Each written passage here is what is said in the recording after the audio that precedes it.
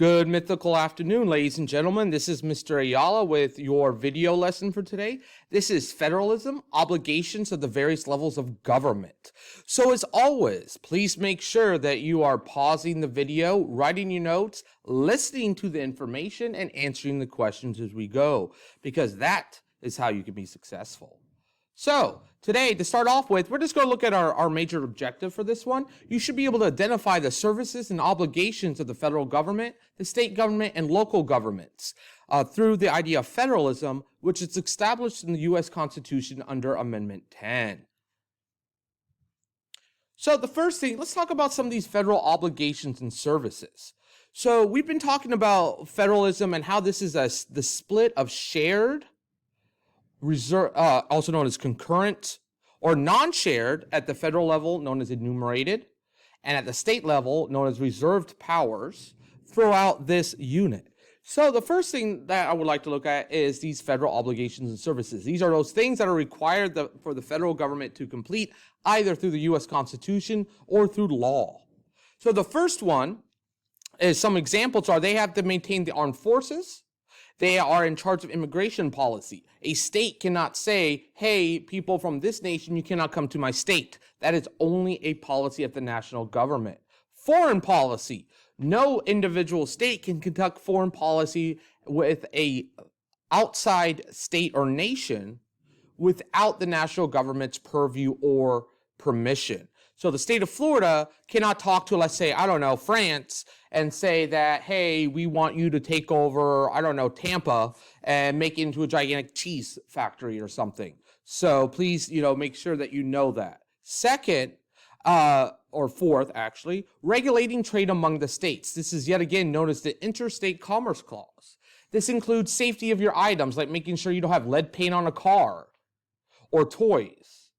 Food, to make sure that there's not like random things or diseases or chemicals that you cannot have, or drugs, to make sure that all the ingredients are safe for usage. Most of this is through the FDA. The post office. The post office is a requirement in the U.S. Constitution. It must be established. And the last one is Social Security and other benefits like Medicaid, Medicare, and the VA.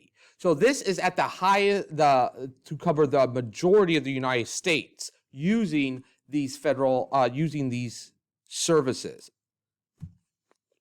So then the states. So the state obligations lie with protecting the citizens of the state. So when we're looking at Florida, these services and obligations are specific to our state. So for example, the services include anything that deal with helping the state economy and promoting the general welfare of its citizens.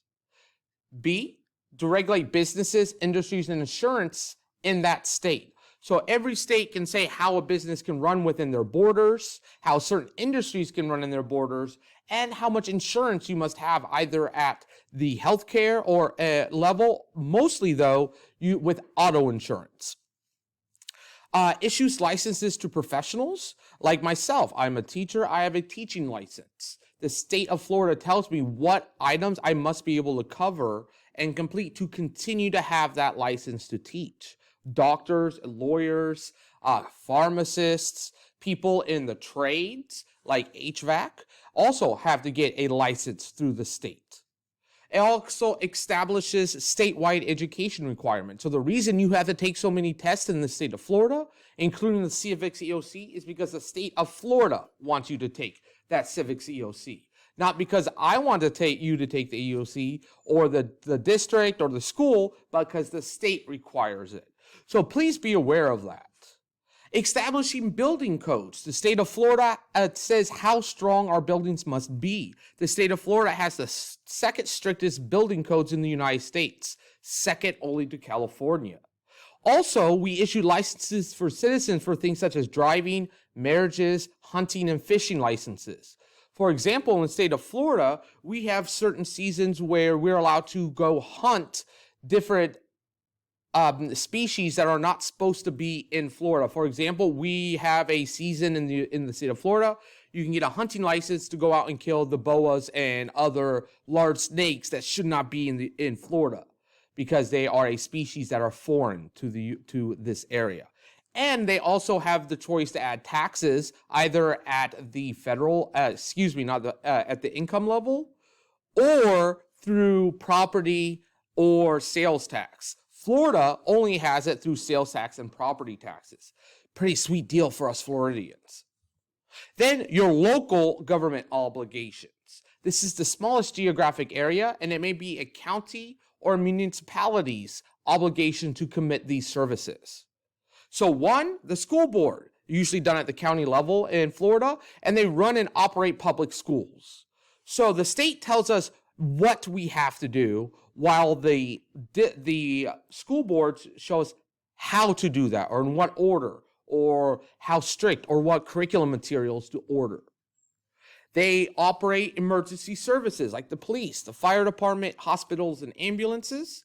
They also have garbage and recycling services, local zoning for buildings and building permits, where you can put what type of building, enforces building codes. So they do not actually set those, that's states, they actually enforce those building codes.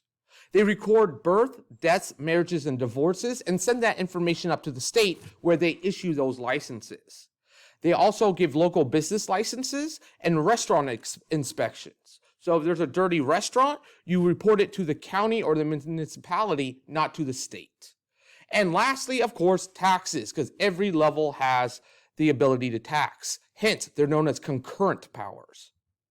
So all of these levels of government share certain obligations, just at various geographic levels or controls. Yet again, these are known as concurrent, usually concurrent obligations or services, like taxations. All level of our government, from the federal to the state to the local to individual cities and municipalities, have the power to tax.